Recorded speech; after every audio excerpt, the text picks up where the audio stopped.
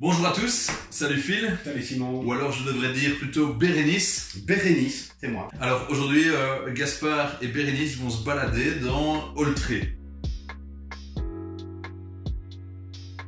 Donc c'est le nouveau jeu d'Antoine Boza et de John Grumpf. Les connaisseurs remarqueront directement, illustré par Vincent Dutray. Un jeu qui était pas mal attendu, mais dont je ne sais finalement pas grand-chose. Donc heureusement que Phil est là pour nous éclairer sur ce sujet, sur ce beau jeu Oltré. C'est parti. Alors Oltré, petite précision, tout d'abord c'est tiré de l'univers d'un jeu de rôle dont le créateur, et c'est pour ça qu'il y a les deux noms, Antoine Boza est le créateur du jeu de société ici, mais donc le créateur du jeu de rôle est Grumpf, je suis désolé si je ne prononce pas bien, et donc il a déjà créé tout un univers, un monde forcément d'heroic fantasy, il y a des dragons, le mal envahit un petit peu le pays, il y a des satrapies, qui est un terme pour désigner des régions du royaume ici, et quoi qu'il en soit, nous allons représenter des patrouilleurs, d'où le petit cheval, là tu vois, j'ai un poney, Ah, moi j'ai un beau cheval, hein. Désolé pour ça. Mais c'est pas bien, voilà. Mais il est robuste en tout cas. Et donc nous allons jouer le rôle de ces patrouilleurs qui vont veiller à la bonne tenue du royaume, à essayer de régler les problèmes.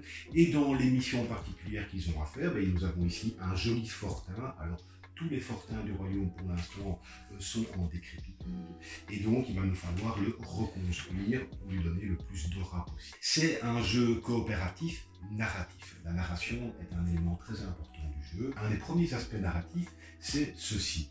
Ceci est une chronique. Alors ça, c'est une chronique qui ne se trouve pas dans la boîte de jeu, mais c'est une chronique, c'est un petit goodies qui logiquement dans tous vos magasins à l'achat d'une boîte d'Oltré, mais on vous le donnera avec grand plaisir. Mais donc sautez dessus parce que ceci, après les autres tirages, il n'y en aura plus. Il n'y en aura plus. Et donc ça, c'est une chronique bien particulière, mais que on a pris aussi pour ne pas vous spoiler le reste des chroniques. Une chronique assez courte, il y en a dans la boîte bien sûr, et qui sont plus longues. Et donc, nous avons ici ces cartes-ci dont nous allons tourner les pages. Alors, vous voyez chaque fois une petite illustration sur la droite qui va nous rappeler un petit peu les événements que nous allons vivre. Je n'en montre pas plus pour l'instant. En tout cas, en début de partie, ceci va être fermé et disposé ici. Outre cette petite chronique, nous allons avoir, nos supérieurs nous ont confié des missions. Il y a, même chose, plusieurs cartes missions dans la boîte, avec des niveaux de difficulté différents selon le nombre de combos ici, et aussi, on vous indique si ce sera une chronique plutôt courte ou une chronique plutôt longue.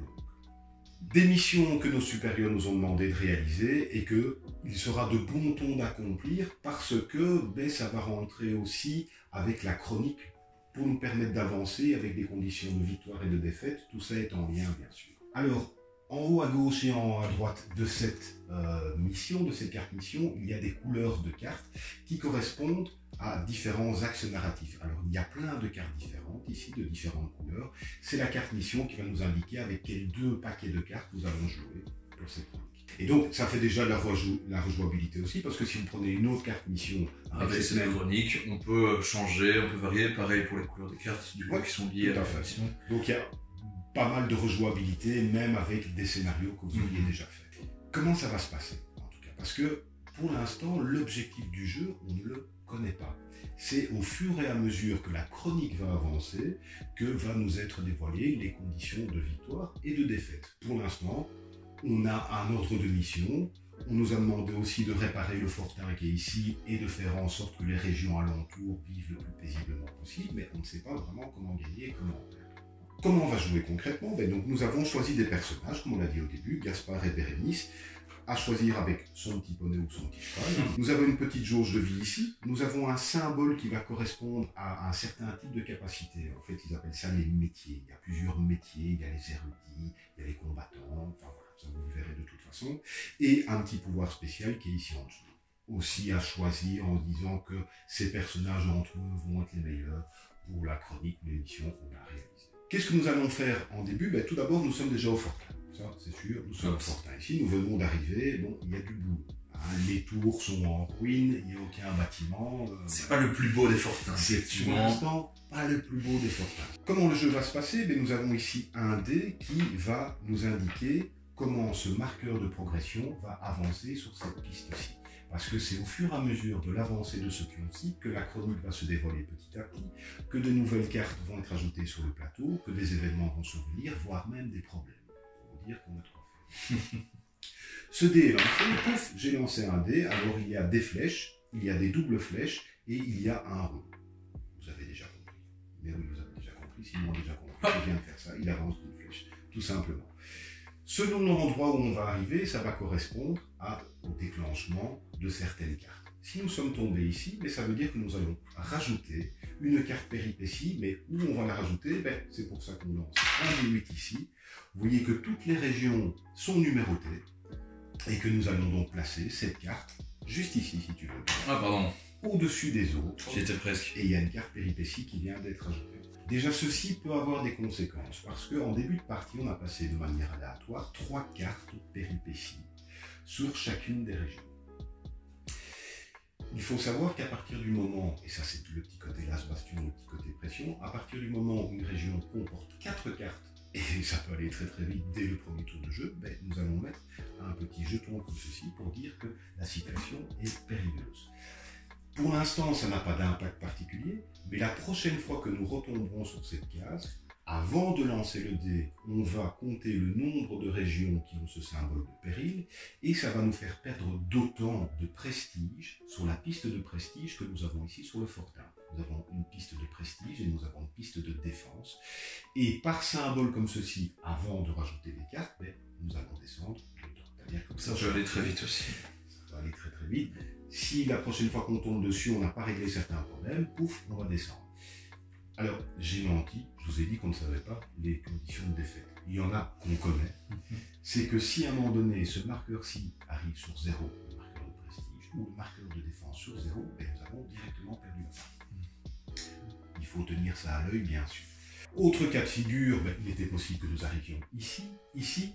Ce sont des problèmes qui vont arriver. Alors les problèmes, ce sont dans les petites cases attenant aux régions. Et même chose pour savoir où nous allons passer, c'est dans la région numéro 3 qu'il va y avoir un problème. Ops. Le problème va ici. Alors bien sûr, là, c'est pas comme ça. Ce que ça se passe, c'est de tour en tour que chaque joueur va lancer le dé, on est bien d'accord. Et case ici, ça c'est une carte événement. Que je retourne. Que tu vas retourner. Qui va amener quelque chose rarement sympathique, au mieux neutre, ou au mieux qui ne nous affecte pas trop à ce moment-ci, mais ça peut être souvent embêtant. Ici, c'est la pleine lune, donc on dort mal, et les loups, surtout, de la satrapie, comme tu avais dit, en témoignent en hurlant à l'unisson. Donc il faut ajouter une carte péripétie dans la région désignée par le dé. Voilà, et donc dans ce cas de figure, on aurait directement lancé le dé, rajouté une carte péripétie, enfin voilà. Donc ça fait partie des événements qui sont immédiats. Il se peut qu'il y ait des événements qui durent tout le temps qu'on fasse le tour pour qu'une nouvelle carte événement soit rajoutée. Ça, des coulées de mots ou autre. Ah oui, voilà, c'est un froid engourdissant. Oui, il y a de quoi. Alors, c'est très très chouette parce que déjà c'est narratif, on est vraiment dans l'histoire. Les cartes problèmes aussi, par contre, contrairement aux cartes péripéties, elles sont visibles. Et ça peut être aussi tactiquement très intéressant. Dernière chose, quand on arrivait ici, il y a une petite flèche, et hop, on arriverait ici, et c'est ceci qui fait que la chronique avance.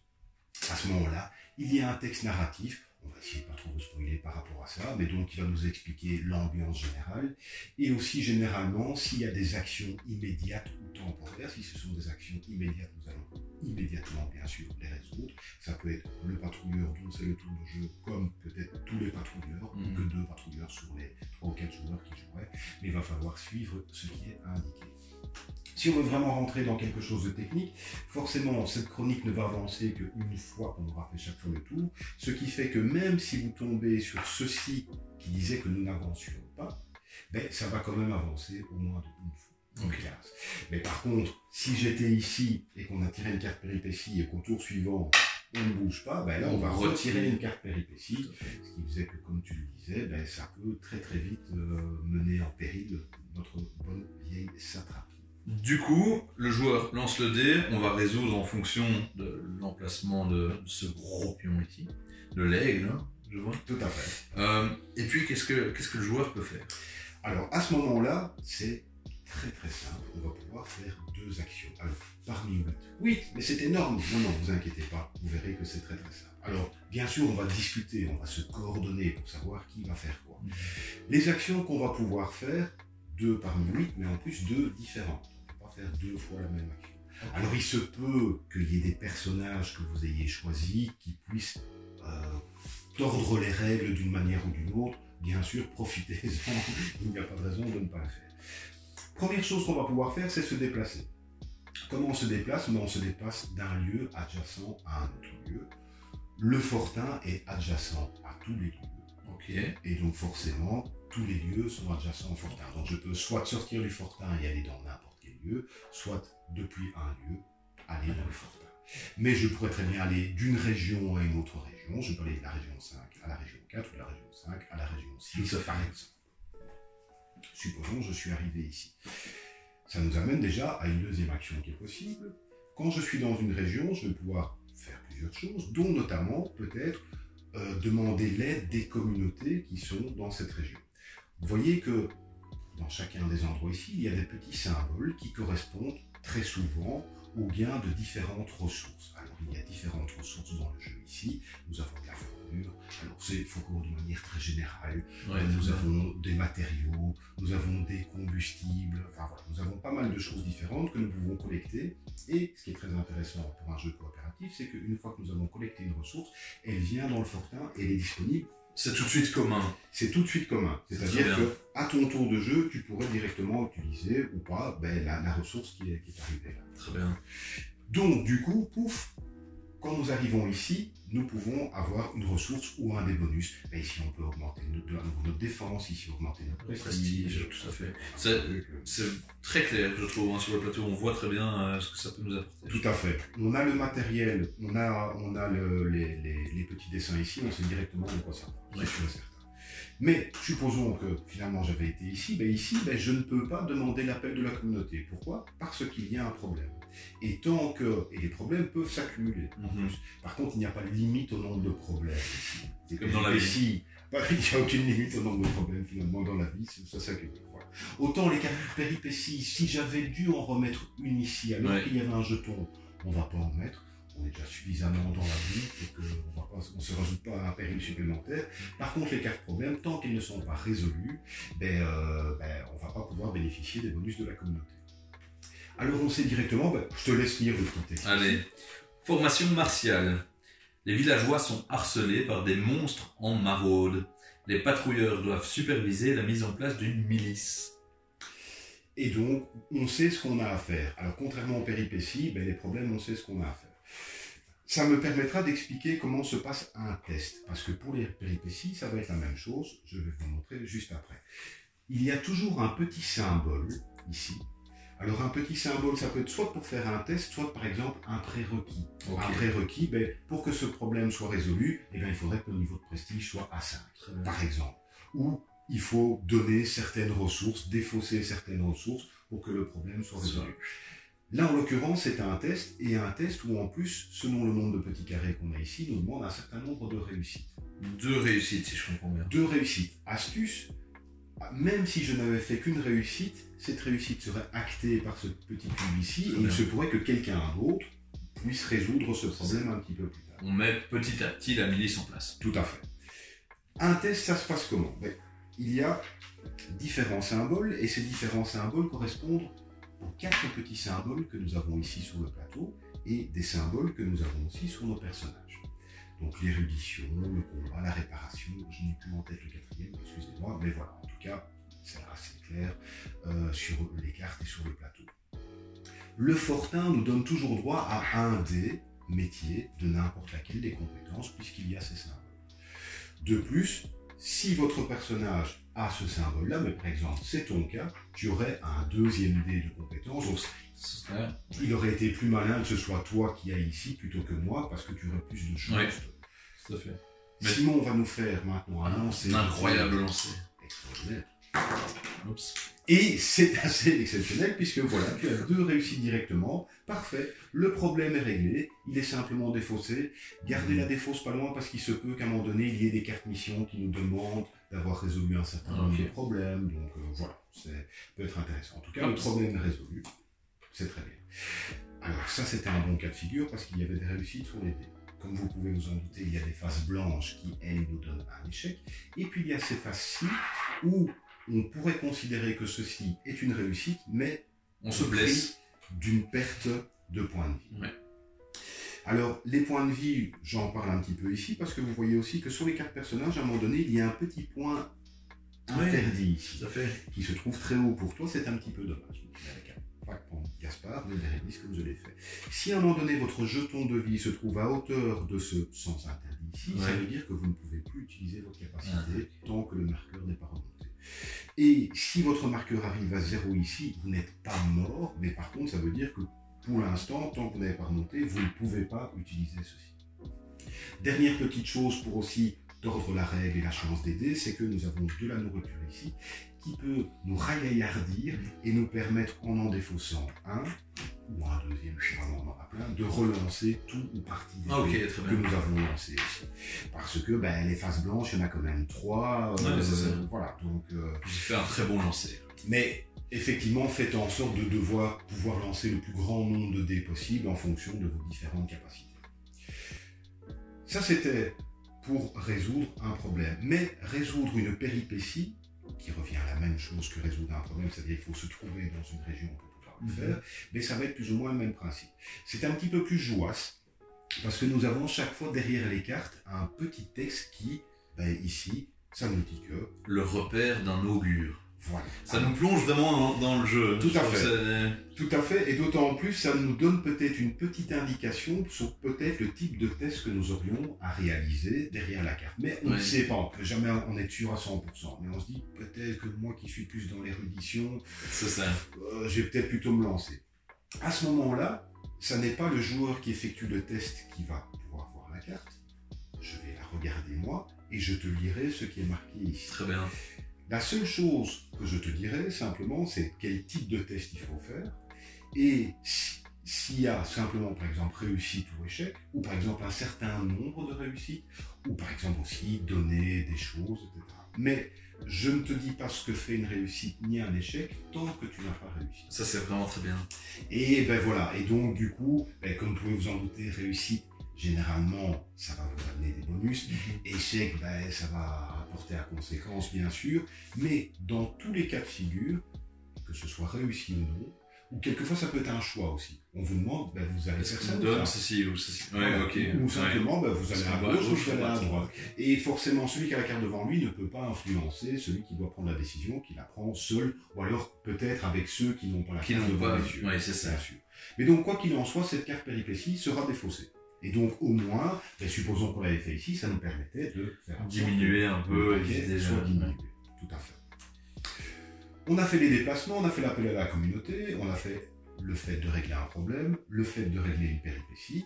Qu'est-ce que nous pouvons encore faire aussi? Nous pouvons construire un bâtiment. Alors, il y a des tas de bâtiments qui sont là-bas sur le côté, qu'on va pouvoir mettre sur les 12 cases qui sont ici.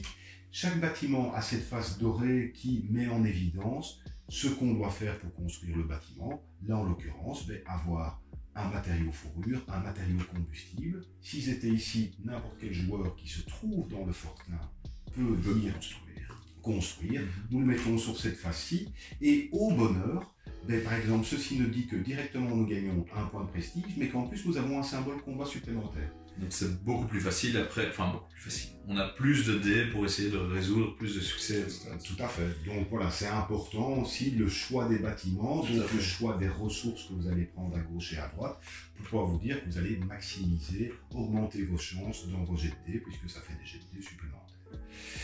Il se peut que malheureusement aussi, nos bâtiments soient endommagés.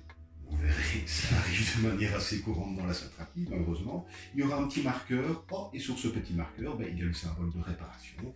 C'est une action, mais par exemple, Bérénice a sa petite trousse à outils, a tout ce qu'il faut, et sera en mesure peut-être de nouveau... C'est toujours en lançant un dé, j'imagine. Toujours en lançant un dé, avec un degré de difficulté fixe, il faut faire juste une réussite, et on enlève le marqueur ici.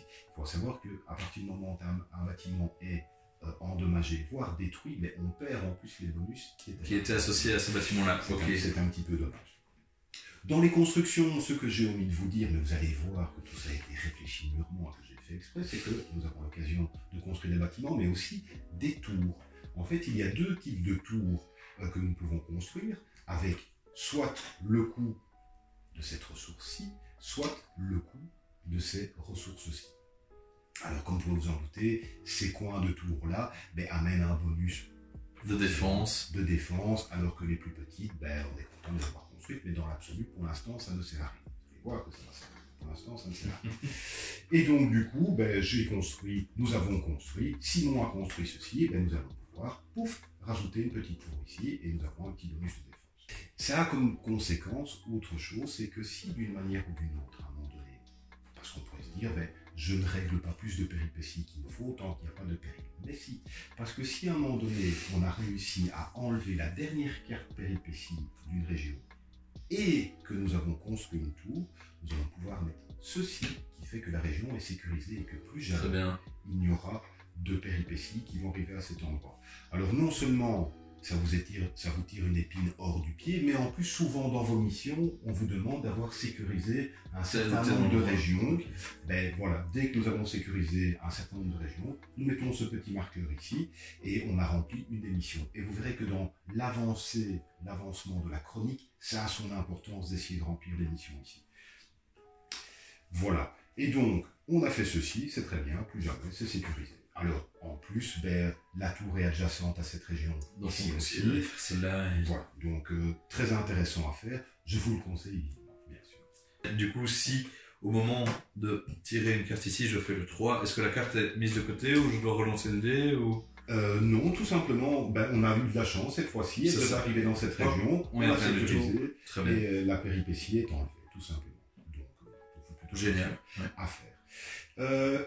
La chronique va avancer petit à petit, comme je l'ai expliqué, et au fur et à mesure, vous aurez rempli certains objectifs, vous aurez fait en sorte, je ne vais pas trop divulgacher, comme on dit, rajouter des petites icônes pour ceux ici qui sont des icônes de réussite, et vous verrez qu'à un moment donné, il y aura l'équivalent d'un test final, qui sera généralement assez ardu, mais dont on pourra se prémunir de la difficulté en fonction du nombre de petites réussites qu'on a ici et du nombre de petits jetons de mission qu'on aura. Je ne vais pas trop en parler, parce que c'est pour laisser le mystère, le plaisir qu'il y a par rapport à ça. À découvrir d'une chronique à l'autre. Tout à fait. Petit oubli de ma part, ne m'en veuillez pas, j'ai oublié qu'une des actions aussi était de pouvoir se reposer. À partir du moment où on peut se reposer, nous allons tout simplement remonter notre petit marqueur d'une petite case ici et gagner à nouveau un petit peu de nourriture, ce qui nous permettra. Quelquefois, il vaut mieux se reposer pour passer le seuil qui nous empêchait d'utiliser notre action, parce qu'on a peut-être un petit moment d'accalmie. Quelquefois, on n'aura pas l'occasion de se reposer parce qu'on est submergé dans tous les coins. Donc, mais un beau jeu coopératif, c'est vraiment chouette d'avoir ce partage de ressources immédiatement. Tout ça, à mon avis, ça fluidifie beaucoup le jeu aussi. Bien sûr. Je trouve ça très malin également que ce soit un autre joueur qui nous lise finalement cette carte. Moi, ça me fait un peu penser à Destiny's aussi. On ne sait pas nécessairement ce qui va être au bout de notre succès ou de notre échec. C'est très bien. Ça nous immerge encore plus dans le jeu, je trouve. Ça a l'air formidable. Ah oui, vraiment, c'est très très simple à jouer. Je répète, on fait deux actions différentes. Généralement, c'est se déplacer, régler une péripétie, régler un problème, prendre une ressource, faire de la réparation, construire un bâtiment, se reposer ici. Mais bien jouer avec ces petits pouvoirs, bien se coordonner, bien voir les petits symboles que nous avons ici et se laisser de toute façon glisser dans l'histoire parce que c'est très agréable. Les illustrations sont vraiment superbes. Il y a vraiment, moi je trouve, un très beau travail d'édition par rapport à ça. Il y a encore des petites choses dans la boîte qu'on ne montre pas parce qu'elles dépendent de certaines chroniques en particulier, mais très agréable à jouer. Et on vous laissera découvrir ne fût-ce que l'intérieur de la boîte pour le rangement qui est particulièrement soigné. Voilà, une belle édition, un jeu vachement narratif et ne fût-ce que ces d'autres cartes qui vous donnent envie de creuser, d'en savoir un peu plus. C'est vraiment super. Merci beaucoup d'avoir regardé cette vidéo. On espère que ça vous a donné envie de jouer, surtout, et d'en apprendre encore plus sur les jeux de société. Merci Phil pour cette explication. Je t'en prie, merci à vous. Et à très bientôt pour une nouvelle explication de jeu. À bientôt.